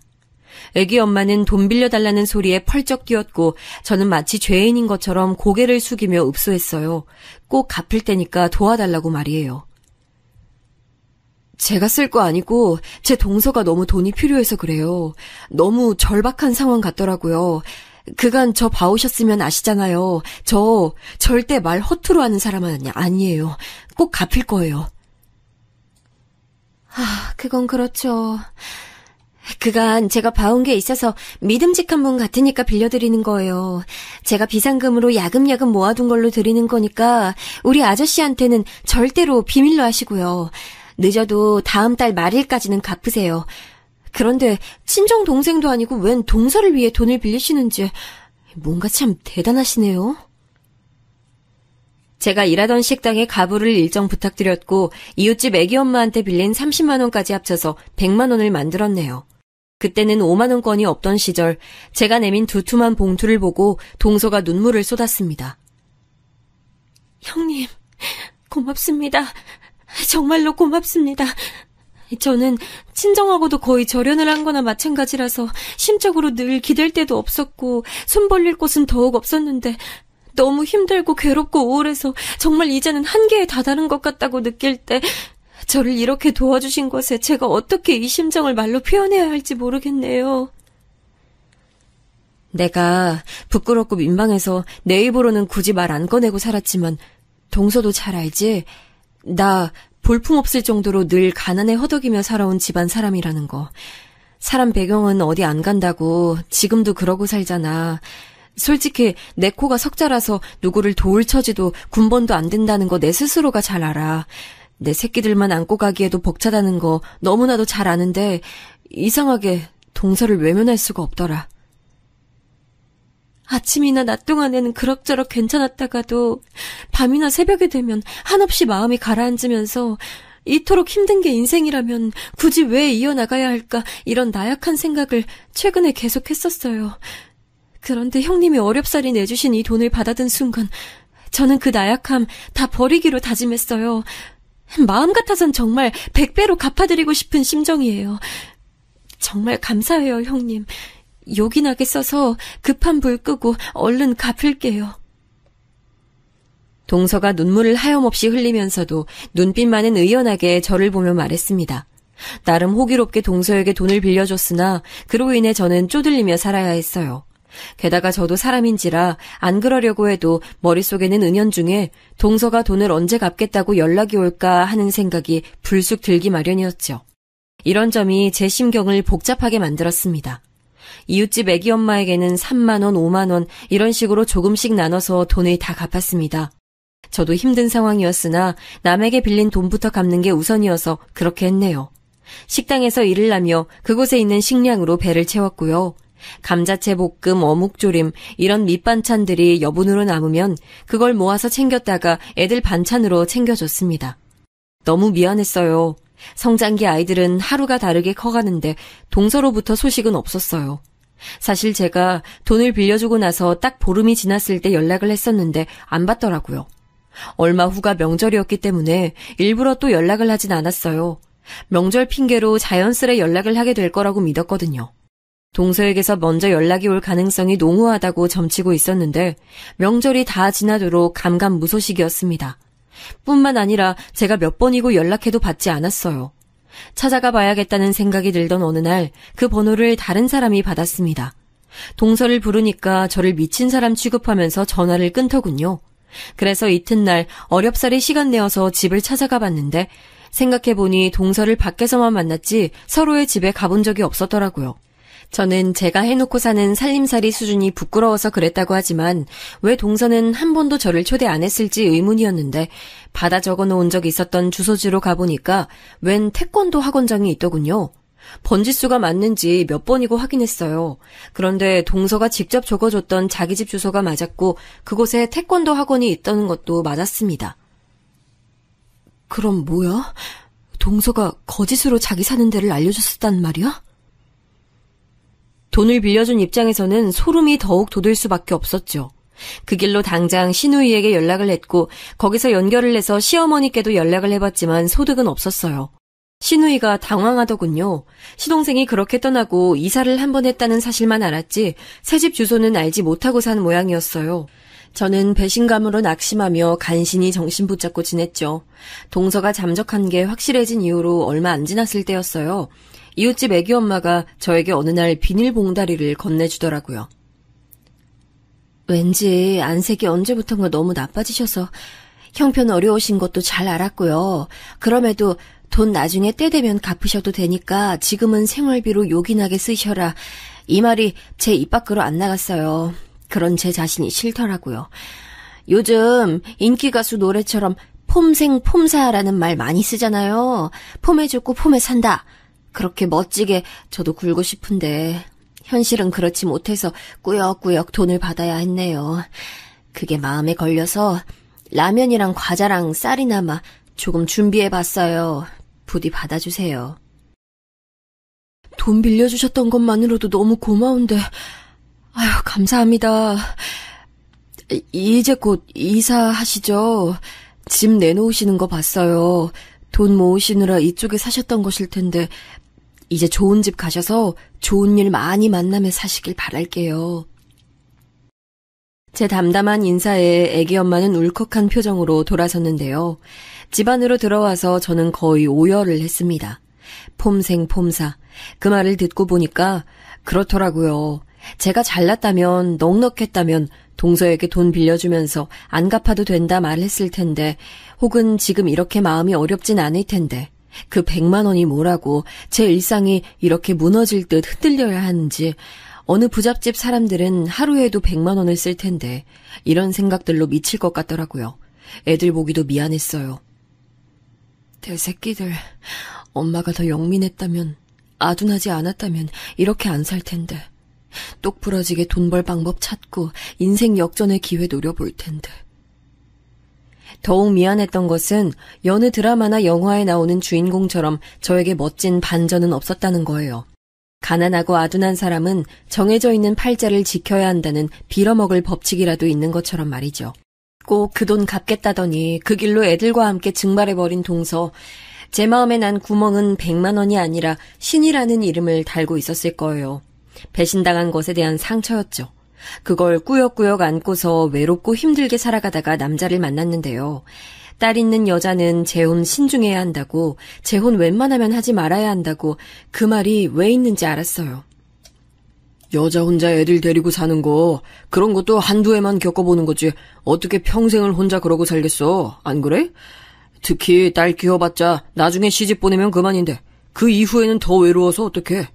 그땐 나이도 폭삭 들어서 만나주겠다는 남자도 없을 텐데. 그러니까 나하고 진지하게 만나봐 이번 기회에. 내가 언제 오빠하고 안 만나겠다고 그랬어요?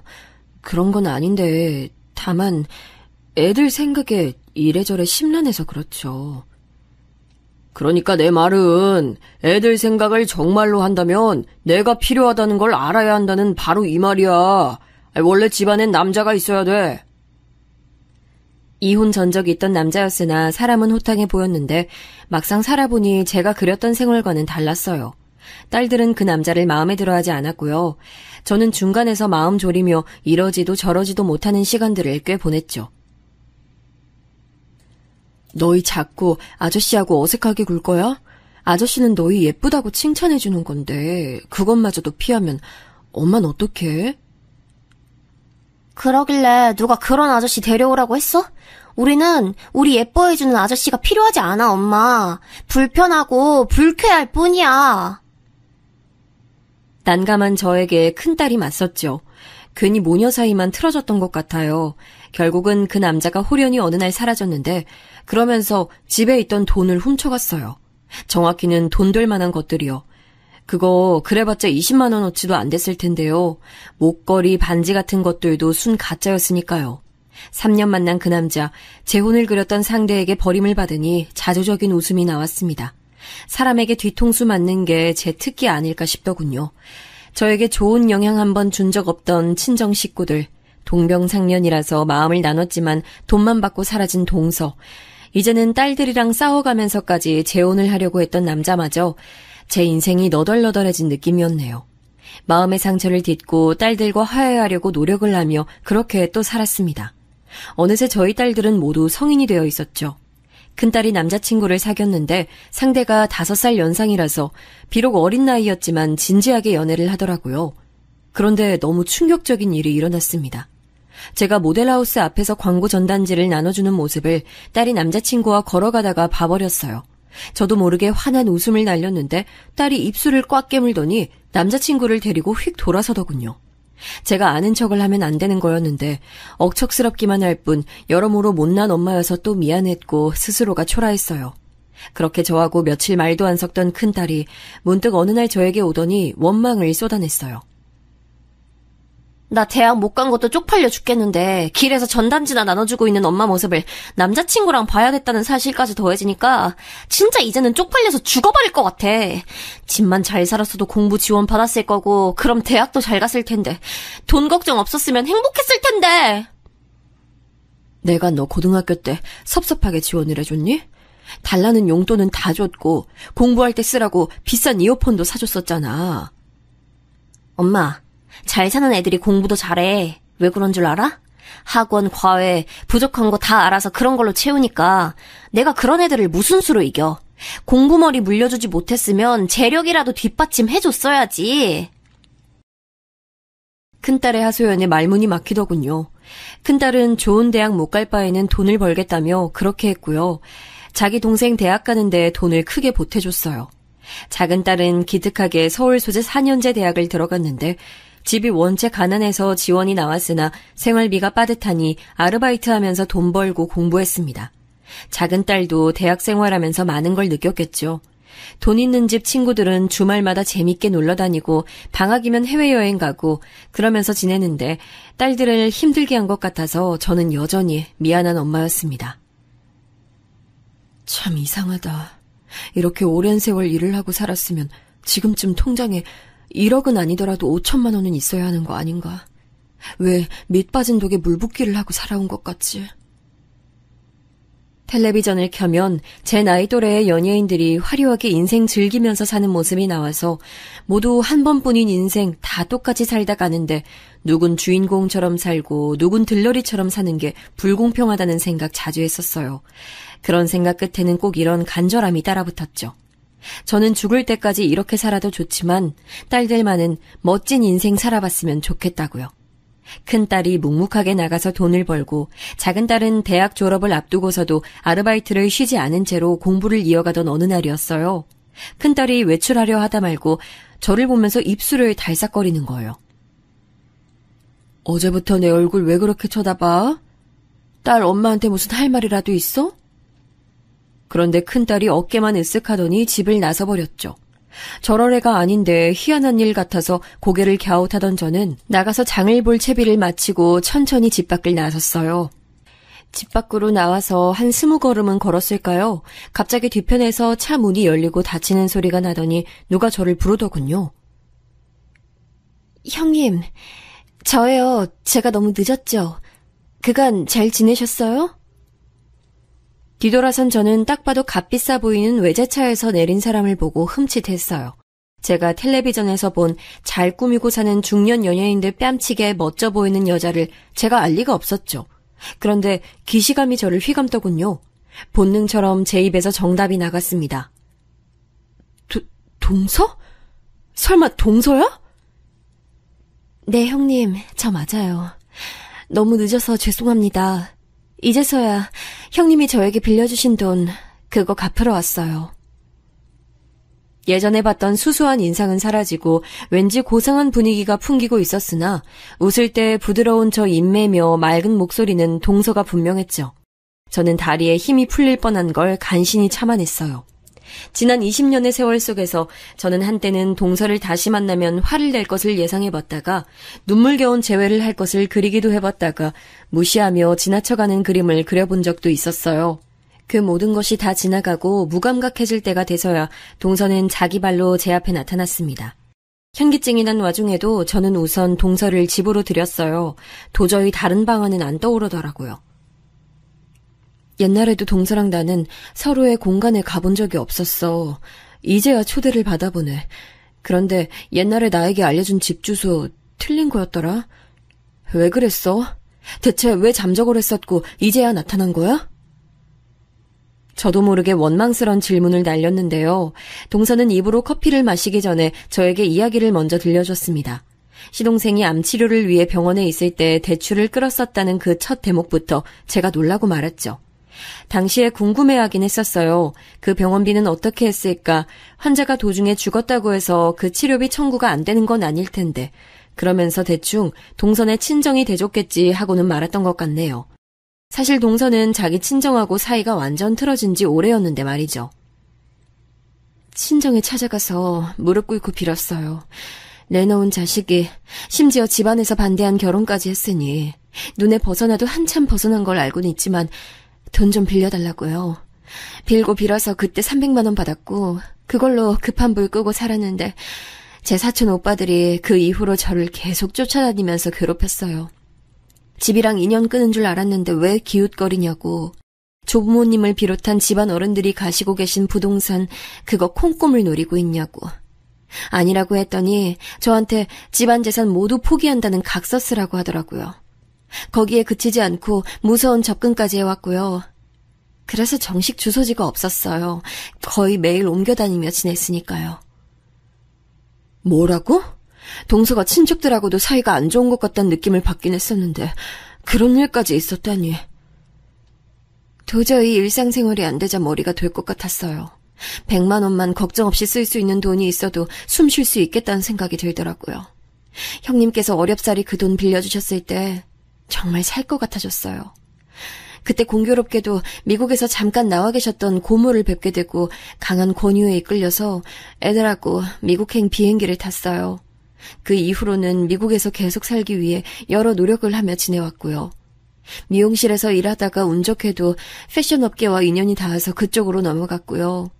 열심히 살며 애들 키우고 그렇게 지냈어요. 동서는 간신히 말을 맺고는 그 다음부터 엉엉 울기 시작했어요. 옛날에 저는 동서가 뭐라 말을 하지 않아도 그 심정을 알 것 같았는데 지금도 같았습니다. 그 과정 속에서 저를 배제하고 살았다는 것, 그것에 동서는 죄책감을 느껴서 눈물을 흘리는 것이었죠. 이미 지나간 시간을 보며 몇 시냐고 묻는 사람은 없듯이 저도 그러기로 했습니다. 100만 원 없다고 제가 죽지는 않았고 저희 애들도 건강히 살아왔으니 그걸로 됐다는 생각을 잠시 했네요. 동서가 어떻게 저를 찾아온 것인지 그게 궁금했는데 인터넷을 통했단 말을 듣고 제가 또 놀랐어요. 큰딸이 인터넷에 올려둔 프로필을 보고 그걸로 찾아냈다는 거예요. 아, 어쩐지 우리 큰애가 어제부터 나를 보면서 할 말이 있는 듯 표정을 난감하게 짓더니 동서한테 집 주소를 알려줘서 그랬구나. 좋은 소식 들고 가는 거니까 좀 알려달라고 제가 간청했죠. 형님, 저는 꼭 이렇게 현금으로 드리고 싶어요. 지금 이루네요. 동서가 중얼중얼하면서 갑자기 가방을 식탁 위로 턱 올려놨는데요. 저는 그제야 동서가 들고 있던 가방이 무거웠다는 것을 알 수 있었어요. 소리가 턱 나더라고요.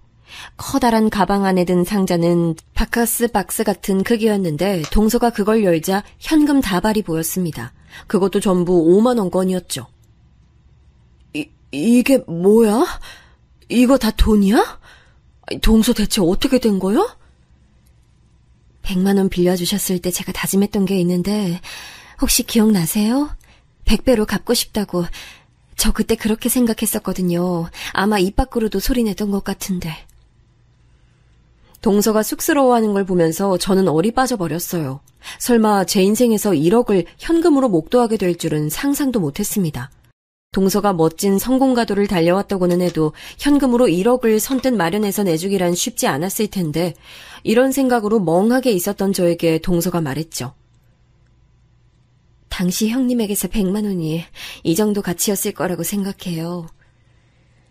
그 말을 듣자마자 제가 참지 못하고 울음을 터뜨려 버렸습니다. 사실 동서가 제 눈앞에 나타난 건 그 옛날의 시절이 제 눈앞에 그려진 것과도 같았기에 저는 계속 울고 싶은 심정이었죠. 허망하게 떠난 남편, 시아버지, 시동생 하나하나 눈에 그려졌어요. 지금은 시설에 들어가 계시는 제게 챙겨드리는 시어머니와 생사 여부만 전해 듣고 사는 시누이까지 다 그려내는 동안 저는 어느새 동서와 손을 맞잡고 있었죠. 20년이라고 해도 이자가 너무 후하다는 농담을 사실 그때 하고 싶었는데 울음이 안 멈춰져서 못한 게 두고두고 아쉽다는 것이 저만의 비밀입니다. 그 이후론 제 인생이 완전히 달라졌다고 말씀드리고 싶네요. 동서가 저를 만나고 싶어 한다는 것까지만 알았던 큰딸은 1억이 생겼다는 소식에 거의 놀라 자빠졌고요. 작은 딸은 공부와 병행하느라 힘들었던 아르바이트를 그만뒀어요. 졸업과 취업 준비에만 매진할 수 있었고 정말 놀랍고 감사하게도 대기업에 덜컥 붙어버렸습니다. 심적인 부담이 확 줄어버린 게 비결이었을까요? 면접까지 의연하게 해냈던 작은 딸이 결국 엄청난 일을 해낸 거였죠. 수중에 돈이 있게 되자 저는 제 속에 감춰놨던 것을 끄집어낼 용기가 생겼어요. 큰딸에게 혹시 인터넷에서 사람을 찾아볼 수 있는지 부탁을 해놨죠. 동서가 저를 그렇게 해서 찾았다는 것에 힌트를 얻은 거예요. 제가 그 방법을 쓴 끝에 찾은 인물은 바로 옛날에 저를 도와줬던 이웃집 애기 엄마였어요. 연락했더니 흔쾌히 저를 만나줬죠. 그 이후로도 왠지 잘 살 거라고 예상은 했으나 훨씬 더 잘 살아왔는지 멋진 태가 났는데 역시나 주식 투자에 성공해서 건물주까지 됐다고 했습니다. 그런데 그 옛날 그 돈을 작년에 와서야 받으셨다고요? 세상에, 그렇게 되면 갚은 쪽을 대단하다고 해야 할지 뭐라고 해야 할지. 그러니까요. 저도 참 엄청난 일이라 생각하며 살고 있어요. 얼마인지 밝히긴 좀 그렇지만 빌려줬던 100만 원보다는 훨씬 더 큰 액수로 받았답니다. 그렇게 말씀하시니까 너무 궁금한데요? 그 100만 원을 동서분께 빌려드리는데 일조를 했던 사람으로서 제가 앞으로도 언니하고 교류하면서 지내야겠어요. 저 그럴 자격 되죠? 그럼요, 당연하죠. 그리고 제게서 보답받으실 자격도 돼요. 괜히 민망해서 얼른 못 전해주고 있었는데 여기 큰 금액은 아니지만 부디 제 마음이다 생각하고 받아줘요. 저는 애기 엄마에게 조금 쑥스러운 투로 봉투 하나를 내밀었는데 그 안에는 300만 원이 담겨 있었어요. 애기 엄마의 놀란 표정을 보며 제가 다시 생각했죠. 저에게 당시 100만 원을 마련하는 게 얼마나 큰 결심이었는지와 비교해봤을 때 허리띠 졸라매고 더 나은 미래를 향해 가족들이 힘내고 있었던 때의 애기 엄마가 꼬박 모은 비상금 30만 원을 제게 내준 것도 엄청난 결단이었다고 말이에요.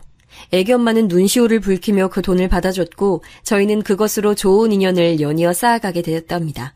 자연스레 집안끼리도 어느새 아는 사이가 됐는데 그러면서 그 집 큰아들과 저희 작은 딸이 눈이 맞아버렸지 뭔가요. 집안 수준이라면 당연히 그쪽이 훨씬 좋았으나 과거에 인연도 있었던 데다가 작은 딸이 대기업을 다니고 있었으니 그쪽 집에서도 반응이 엄청 좋았어요. 저는 아직 나이들이 한창 때니까 연애만 하다가 말겠지 싶었는데 헤어지긴커녕 서로에게 점점 진심이 되고 있어서 아무래도 제가 그 집하고 사돈 인연을 맺은 것 같답니다.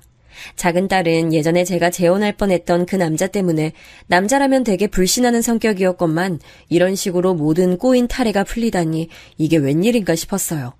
돈을 벌기 위해 일찍 사회생활에 뛰어들었던 큰딸, 잠시 일을 쉬고 저와 함께 미국에 다녀왔답니다. 생전 처음 비행기를 타보는 거였는데 그게 무려 미국으로 가는 거였다니 감개무량한 일이었죠. 동서가 저희를 초대해줘서 간 거였어요. 저는 동서의 극진한 대접을 받으면서 편안한 여행을 했고요. 정말 놀라운 사실이 그때 큰딸에게 새로운 꿈이 생겼다는 거예요. 나는 내가 미국 드라마랑 미국 영화를 유달리 좋아하는 게 그냥 취향이라고 생각했는데 아니었나 봐, 엄마. 나 아무래도 미국에서 살면서 일하는 게 나도 몰랐던 내 꿈이었던 것 같아. 유달리 눈을 빛냈던 큰딸을 동서가 지켜보고 있었죠.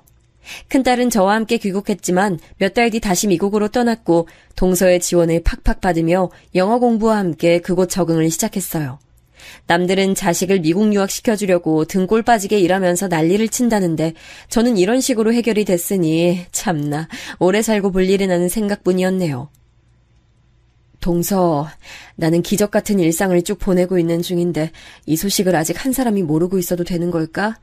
이제는 요양원에 계시는 어머님도 동서의 성공을 아시는 마당인데 오직 한 사람만 아직 모르잖아. 형님, 원래 맛있는 반찬은 맨 마지막에 먹는 법이에요.